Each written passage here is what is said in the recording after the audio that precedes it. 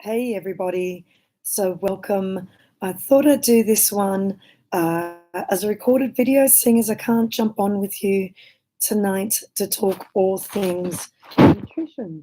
So, hopefully, last week you implemented some of the tips and tricks that I shared with you around eating mindfully. And to recap, we really talk about thinking about your senses when we were dipping into our food, and also thinking about our relationship with food. So, we were talking about externalized eating, emotional eating, and restrictive eating.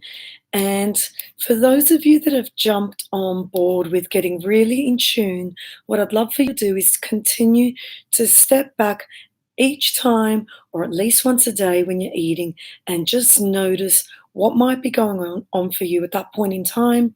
Whether you are emotional, check in with your stress levels, check in whether the external senses are coming into play, or check in with what's going on in your mind, and whether you're really focusing on restricting yourself rather than enjoying your food.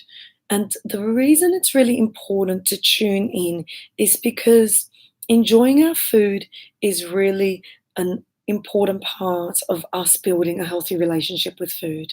So, allowing ourselves and giving ourselves permission to appreciate food, and doing, I suppose, eating mindfully through the engagement of our senses switches our mindset around how we see food. We don't tend to see food as good or bad. We tend to see it as something that we enjoy, something that we do mindfully. And that's what we talked about last week. And this week, I want to build on that and really focus on how we can get into a place where we're listening to our bodies, not just with our foods, but also with giving ourselves time to unwind and ensuring that we're getting enough rest. So, we tend to build our food habits around our schedule, and we need to stop and learn how to build our schedules around our body needs. I.e., what I mean by that is thinking about hunger and being in a place where we start to recognize at what level, I suppose, the level of hunger. Okay, and I've got a chart that I'm happy to share with you. But basically, it goes from a red, amber into a green, back into an amber, and into a red. And some of the categories that get shared are you allowing your body to get to starvation mode? So, to the extent that you feel hyperglycemic, weak or dizzy, and you need to eat straight away. I call that hangry. I get hangry when I'm in that state. Okay, and then that moves through the scale of being really hungry. So you're irritable, for instance, energy levels are low, you're getting sleepy, into uncomfortably hungry.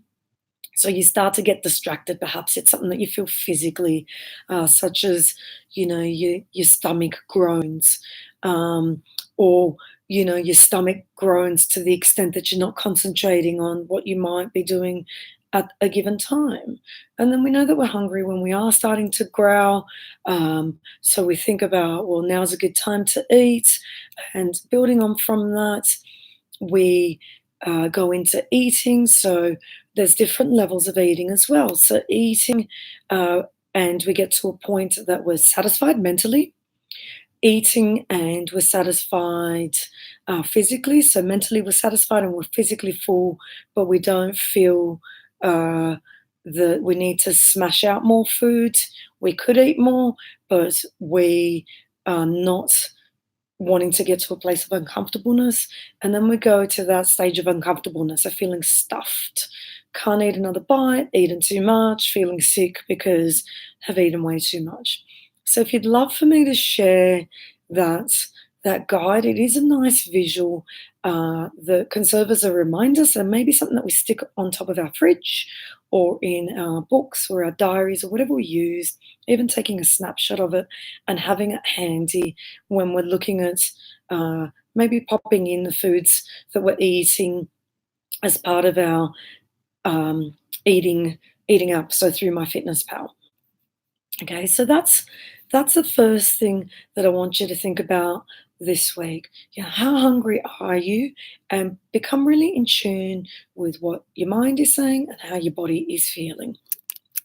All right, and then building on from that, I want you to start focusing on using a similar sort of scale, but using that scale to ascertain your levels of fatigue.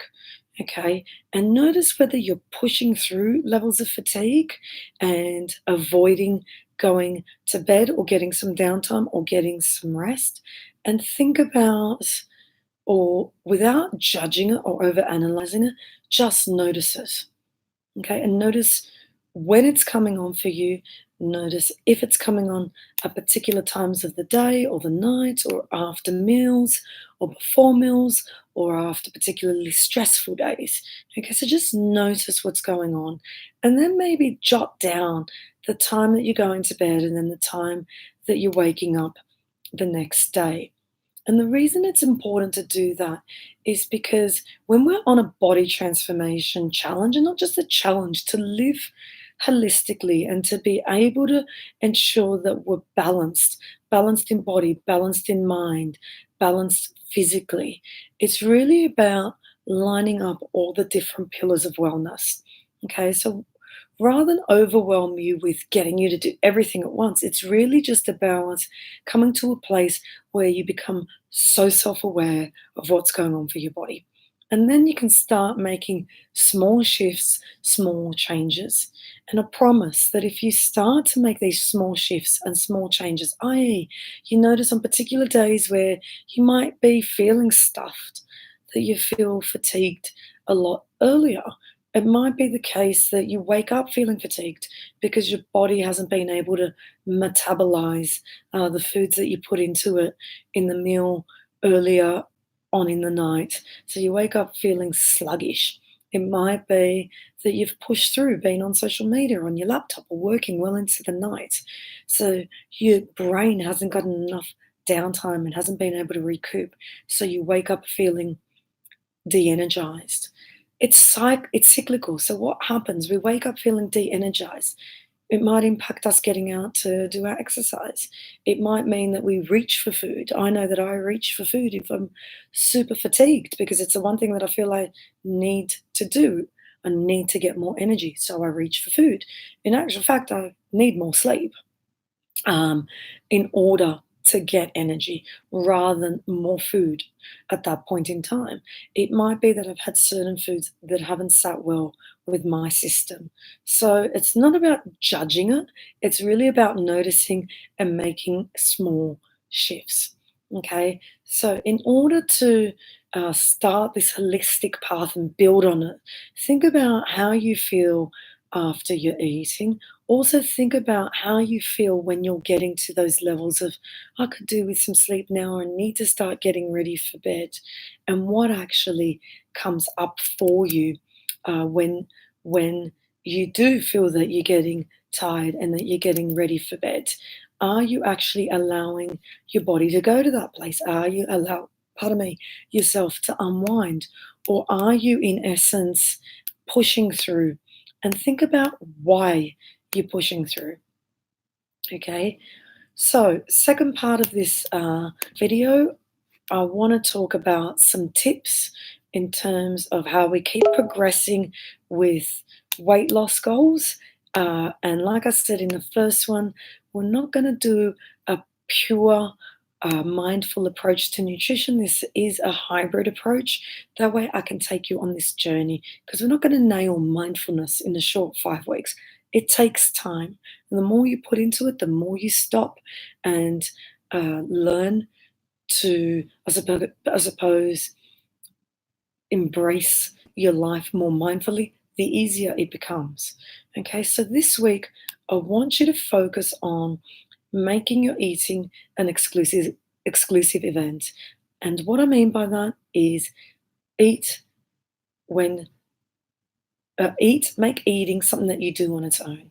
Right? Not in front of the TV, not with a phone in your hand, not whilst you're watching this video. Okay, eating without distraction. That's tip number one. Tip number two, and we've already dabbled in this last week and we're building on it, check your stress levels. Okay, so when you're eating, be aware of whether you are about to sit down for your meal without distraction whilst you're highly stressed. And if you are, give yourself 10 minutes, just 10 minutes. Walk away for 10 minutes, put on a meditation or grab some oils or make yourself a chamomile tea and allow your body for that 10 or 20 minutes, if you can, to just calm down before you eat. And it's really, really important because we tend to eat more when we are stressed. We tend to um, I've got a great talk on this actually, and I might share it with you without overwhelming you. But our guts, if our guts are in a place, or our digestive system is in a place of stress when we're trying to eat, it's not going to function optimally and it's not going to function the way you need it to in order to metabolize the foods and draw out the nutrients that your body needs. Okay, so check your stress levels. All right, I've already talked about eating slowly. So a naturopath said to me, the way we chew our food, we should make every single piece of food that we put into our mouths uh, be like paste. It should be paste like. So think about, for those of you who've had children, what we do with their food. We mash it all up.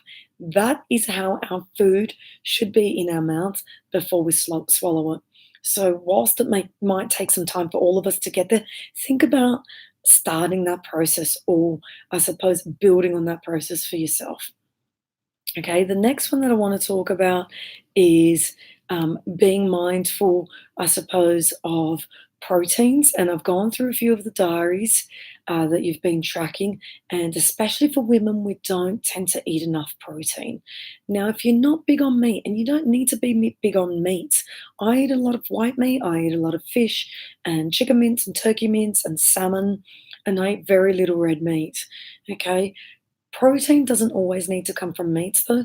We can look at plant-based proteins, beans, legumes, edamame, lima beans, all of that sort of stuff has a lot of protein in it. Even adding things like hemp seeds or chia seeds to your salads will get up your protein count. I eat a lot of egg whites as well, so I will chop up egg whites with my smoked salmon for breakfast. Or you could put some egg into your salad as well and just slice up half an egg and throw that in your side salad. Okay, so there's all sorts of ways that you can get protein into your body without necessarily having to eat more and more meat. Okay, the, so that they're my tips around mindful eating. If you are finding yourself at this point in time craving sugar, because the next thing I'm going to recommend is that we reduce high fructose foods. Okay, and we find uh, fructose in a lot of our fruits, and we have a certain amount of fructose as a general rule that our body can tolerate. And for those who have high sugars in your diet, well, we all know that it's one, it's a killer, so it's not great for our bodies. Two, it does all sorts of things to our energy levels, so spikes energy, crash energy. It does all sorts of things to our mental health as well, and all sorts of things in terms of our ability to concentrate. And look, and that's not even touching the surface of sugars. But if you've got sugar in your diet, whether it's sucrose or normal sugars, start to look at how you can swap these out. So a good place is if you drink Coke full fat, swap to no sugar. Even no sugar isn't great, but it's a better alternative. If you've got lots of lollies in your diet, let's start to remove those out of your diet. If you've got things like ice cream in your diet, again, it's not about not having things like ice cream. It's really about becoming aware and mindful of how much you're having and why you're having it, being okay with having it, and also balancing it. Right? And if I look at some of the other foods that are quite high fructose, juices, rather than be making juices or buying juices, eat the fruit. The fruit, especially with skin, is high fiber. And you would have seen a post that I made the other day in Messenger. having the right amount and having enough fiber in our diet is wonderful, especially to help us pass everything that our body needs to pass and eliminate, and also because it helps absorb fat. And when we're trying to lose weight or we're trying to reduce our fats, okay, we need that fiber in our diet. All right, so juices, eliminate the juices. Then higher fructose foods are things like your apples and watermelons. Also, things like your uh, pineapples, kiwi fruits, pomegranates, blackberries, cherries. Okay, and we're coming into the summer, and we know that we all love those foods. So it's about, again, being mindful about how much you're having. Also, dried fruits. Okay, so your sultanas and raisins, dates, all that sort of stuff is quite high fructose. So think about limiting, not restricting, limiting, and be aware of that. Okay, so week one, we talked about removing sugars. Week two, we're building on that and thinking about how we can swap out some of those fruits that have the higher fructose and all the unnatural sugars as well in our diets, like the sodas and, the Cokes and, the lollies. Okay, now, if you're a chocolate lover, and I know many in the group are, have your chocolate. Dark chocolate is always better. So have your dark chocolate, and again, be mindful about how much you have. A couple of squares a day is not gonna, take you over the limit. Right. So I hope that makes sense. Now, in terms of wrapping this up, I do want to give you a couple of tips on how you can curb some sugar. Let's call them sugar cravings.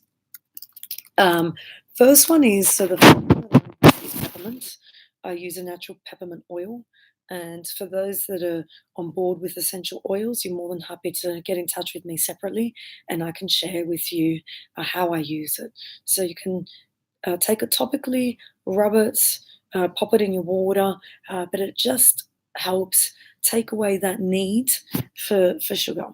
For those that aren't big in that space, have a peppermint tea, have a sweeter tea. So you can buy organic licorice or raspberry peppermint teas, and they're a great way, pardon me, to actually get that sweet taste without getting the calories and without getting the nasties.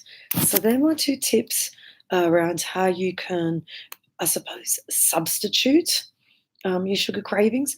The other thing that I do from a purely natural and food perspective is I have nuts every morning. So I have my 8 to 10 nuts, and if you have those with your breakfast, they actually help keep your uh, GI at a good maintenance level throughout the course of the day and help you from having those 3 o'clock crashes, which is most likely the time that most of us turn towards our sugar.